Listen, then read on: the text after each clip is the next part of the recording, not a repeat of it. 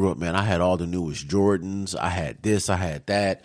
I every senior trip or every trip that field trip, I always had a new outfit, and it was always paid. Yeah, I feel you, but did your dad say he loves you every day?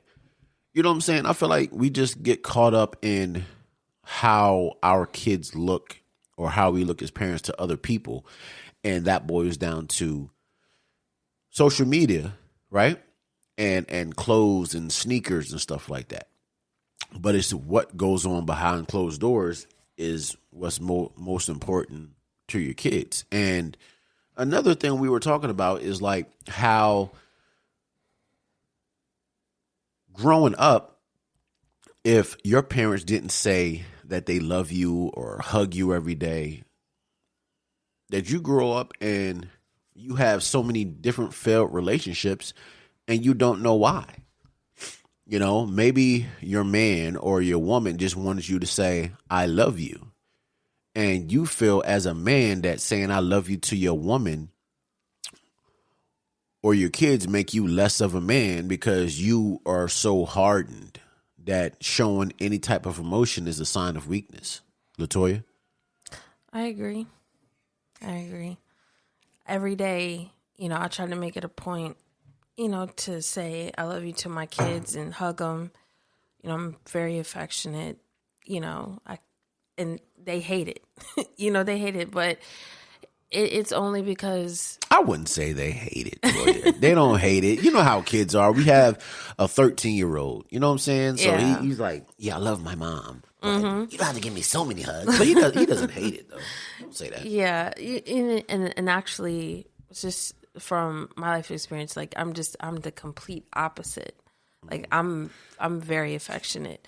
So, as just as a kid, as time goes on, and you look back at your childhood. Now, for me as an adult, and just looking at what I didn't get, it's like, sometimes I feel like, can I really blame my parents because of what they didn't get? Right.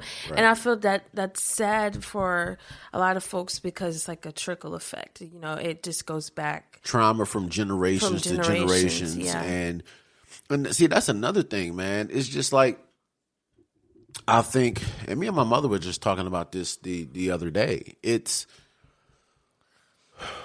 yes, pray about it. Or whatever. But sometimes you have to go to a person and you have to say, I love you. I'm sorry. You know what I'm saying? There's so many times, and I know in black families that they will just pray about it.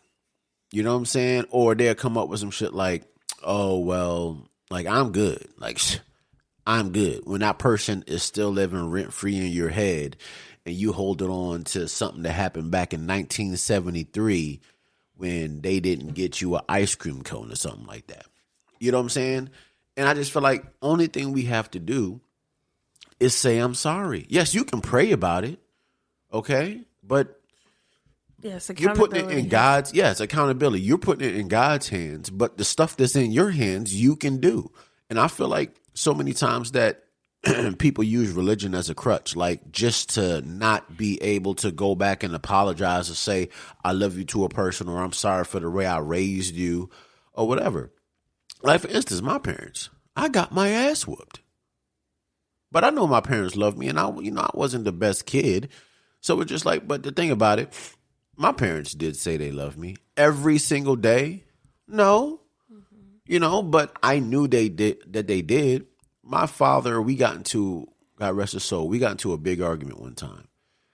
And some things were said, or things were done that was totally wrong.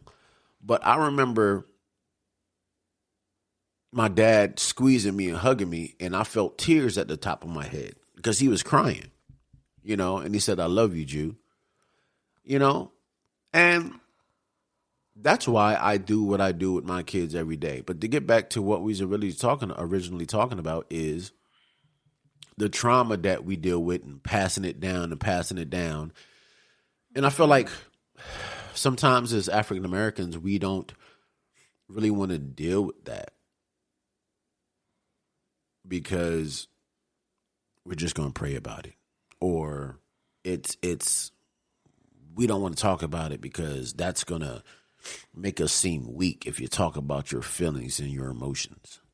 Well, I feel like even in addition to praying about it, you have to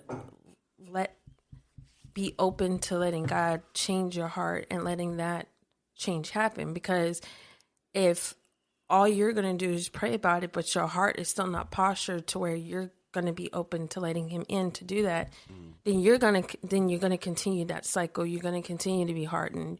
You're not going to apologize. You're not going to take any accountability for anything. And even if you're dealing with people that they know need to need to apologize to you, right? Even if you never get that apology, just forgive them, because if that's them.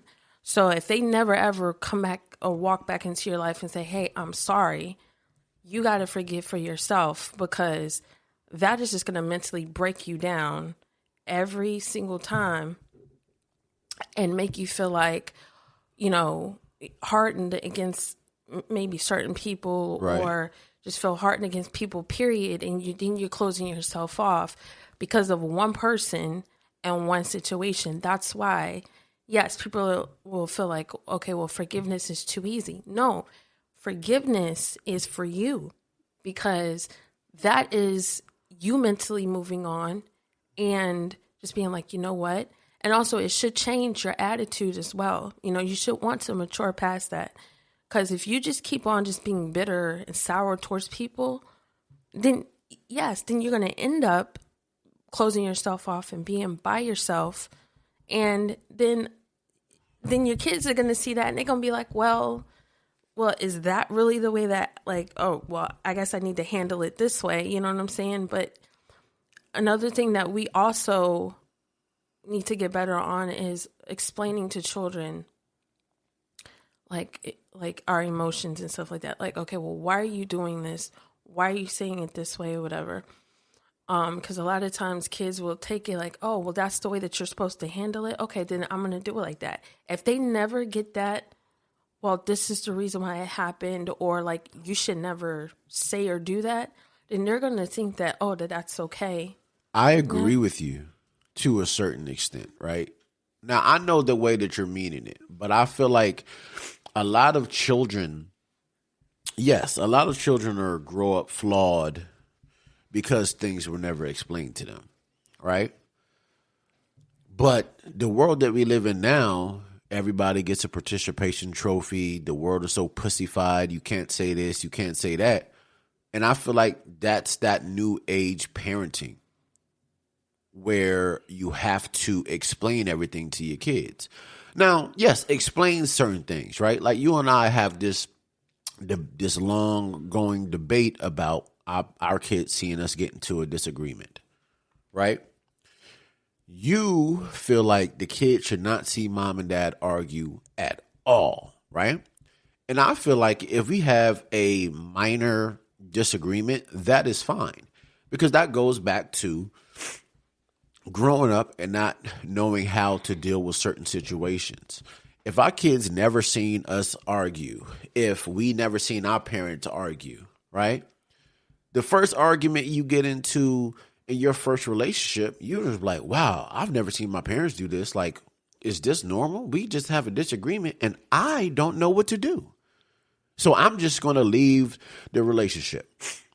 But when it comes down to explaining, now that's one thing that my parents did do, because me, my brother, and my sister would see my parents getting disagreements, or not see them because they were good at that. We would hear it sometimes. And this is why I feel like, yes, every parent is flawed, but I feel like I have some of the best parents in the world, because I didn't really realize that. But as I've gotten older and lost one of them, it makes you look at things differently, right? Mm-hmm. My parents would have these little arguments or whatever, no matter how big or how small it was. And they would come and they would get me, Erica, and RJ, and they would say, look, I love your mom loves me. we get into disagreements as adults, that doesn't mean that we don't love each other or we don't love you. Mm-hmm. So you guys have to realize that this, what's going on in our marriage, doesn't have anything to do with you guys. Mm-hmm. We are going to have arguments. And my dad would say something so funny. He's like, you have arguments with your friends? Yes, sir. Is that person still your friend? Yes, sir. You know what I'm saying? It was stuff like that. Now, to get to what you were saying, it's okay to explain stuff to your kids in that way. But if you tell your kid no and they have an attitude, come here, babe, sit down, let me explain to you. No, you're going to get your butt up and you're going to sit down and you're going to act like you got some sense. And I feel like nowadays, yes, it comes from generational traumas and not wanting to be, show your emotions or whatever because you think it's a sign of weakness. Me and you have been together for what, like 18 years now, and you know that I don't like when people cry because I thought it was a sign of weakness. You know what? If I can interrupt you real quick, I saw a post, I think it was yesterday or the day before, and it was in regards to, I'm not sure if it was in regards to African American men in specific or just men, period. And it was saying along the lines that men have a right to cry too. And because going back off of what you're saying about how it's not okay for men, I mean, y'all are human beings. Right. When it gets to like the whining and doing that's one thing. But right. But if it's like for example, your child being born, are you not going to cry? Right. That because you're witnessing life. Well, I cried when I heard Jaden's heartbeat. You know what I'm saying? So a man has a right to cry, and if you instill that into a little boy or even girls at that young of an age, then they're gonna grow up thinking that it's okay to be. And that's where, too, a lot of that hardness in their heart comes from because they don't know how to express themselves. They don't know how to come and talk, come and say, hey, I got this problem, or I don't know how to express myself in this avenue. Y'all have a right to cry. Everybody should. We're human beings. That's one of your natural emotions is to cry because it's obvious that if a situation arises, it's going to trigger something. Like how people be sitting up watching TV and they see somebody crying on TV. What is that going to do? That's going to trigger some people to cry, right? So, I mean, I'm just, this whole thing of that boy shouldn't cry or whatever. But like I said, I'm an adult and I said, not the way I was raised. That's just me. I thought it was a sign of weakness. But as you know now, like I cry, get it over it. I just don't like the crocodile tears. You know what I'm saying? Where you can turn it on and off just to get sympathy. That's what I'm talking about. Oh, but, now men listen to this podcast. I'm not saying if your, 10-year-old son falls, you got to go over there and kiss his knee and give him a hug. It's okay. I'm not saying that. What I'm saying is you can be masculine and be a man and still show your kids how much you love them. Exactly. You know what I'm saying? I'm not talking about taking them to a trampoline park. I'm not talking about taking them to Disney World. You know what I'm saying? Even if you don't have your kids all the time, you're not one of the fathers or mothers that, live with your kids. But that little bit of time that you have with them, you don't have to take them places and spend money. It's all about time with your kids. You got to hug them. You got to let them know, I love you. Tell them I love you. Sit down. Cook them a dinner. Cook them dinner. Sit down. And that's one thing that I have to start doing as well, is sitting down more with my kids and having family dinners. But, I was getting counseled by my Bishop Reeves, and he said sometimes us as human beings, we are like ships in the night. He said you get so used to a routine and seeing somebody every day that you never really sit down and think about how the other person is feeling or or anything. He said you just go get so used to your routine of coming home, hey kids, love you, sit down, watch TV, eat, go to work, go to church, do this, do this. You get so used to a routine that it's okay to break that routine, to take your wife out, to say I love you no matter what y'all have been through in the past.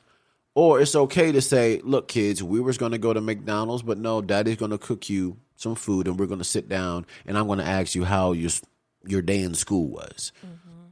I think it's like a social media world that we are based off of what we show on social media, and we let other people validate how much of a parent we are. And I want to say this, and then, we can sum it up and I'll let you say what you got to say. But there's a situation going on with Ari Fletcher and G Herbo. And I know you're not in the secular world anymore. You don't know who those two people are. But this goes to the point that we was talking about. So there's a video of Ari Fletcher going off on G Herbo saying, oh, my son came back with a mark on his arm, blah, blah, blah. G Herbo was like, he's a boy. He fell. Okay, big deal. So then people are saying, oh, G Herbo's a good father and all this. We don't know. We don't know if he's a good father or not. Just because he buys his son Louis Vuitton Jordans doesn't mean he's a good dad, right? But this is where I want to get to. The point I'm getting to is this. Ari Fletcher was on video telling a story and she thought it was funny, right? She said that her son was talking to her assistant, said, I want some Doritos. The assistant was busy, so she kept on ignoring the kid and said, hold on, just give me a minute. So the little boy came up and said, get my fucking Doritos, bitch. Wow. And he's not even a teenager yet. I don't even think he's actually in double digits yet. And the assistant, and I already telling the story, the assistant got up and got the Doritos. And then the assistant even came in the video and said, I didn't know how to react to that. I just got up and got him his Doritos. Ari was sitting there laughing, right? But this is my thing. The fact that she thought that was cute, the fact that she thought that was funny, and the fact that the assistant got up and got the Doritos when she got cursed out by a little kid shows what I'm talking about. Ari thought that was funny because she wasn't taught anything. I don't know nothing about her parents, but that means that when she was that age, she was cursing. She was, subjected to some things that a child shouldn't be a part of or shouldn't see. And now that she's an adult, her however old her son is, she's letting him think at this early age that it's okay to cuss at adults and you can get whatever you want. They're rich. So the first time that he's told no, the first time that a girl doesn't do what he wants her to do, we don't know what he's going to be capable of.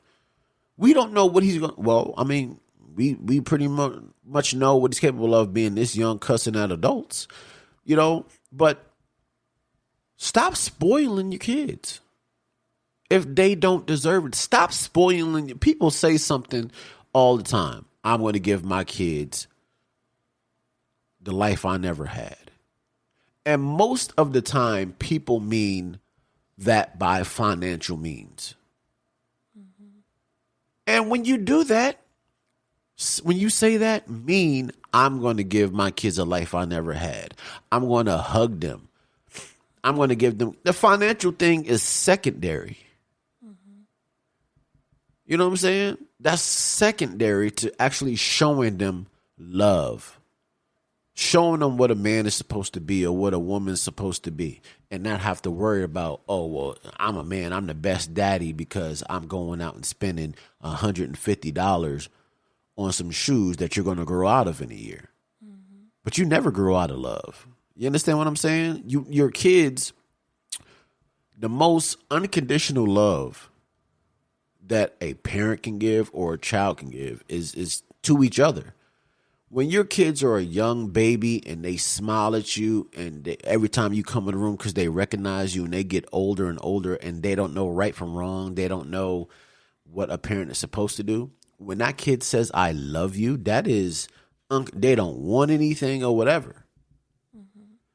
When you say you love your kids, that came from you. That is a part of you, and you want to do everything you can for that child, for that human being that is a part of you that came from you and your significant other, right? Mm-hmm. But part of that is knowing how to teach them and showing them that, yes, it's good to have money. It's great to have money to be able to afford the luxuries that you want. But something that's not more, but it's better than money is love.